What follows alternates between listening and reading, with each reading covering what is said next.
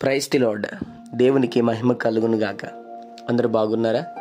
ఈ దినం దేవుని వాగ్దానం, హృదయ వాంఛ. ఆయన నీ హృదయ వాంఛలను తీర్చును. 37వ కీర్తన 4వ చరణం. అవును, దేవుడు మనం అనుకుంటాం కొన్నిసార్లు ఇది జరిగితే బాగుండు, ఇది నా జీవితంలో దేవుడు చేయబోతున్నాడని. అవును, నిజంగానే ఆయన చేస్తాడు. కాకపోతే అది నీ జీవితానికి అవసరమైతే దేవుడు ఖచ్చితంగా చేస్తాడు. నమ్ము, ప్రార్థన చేయి.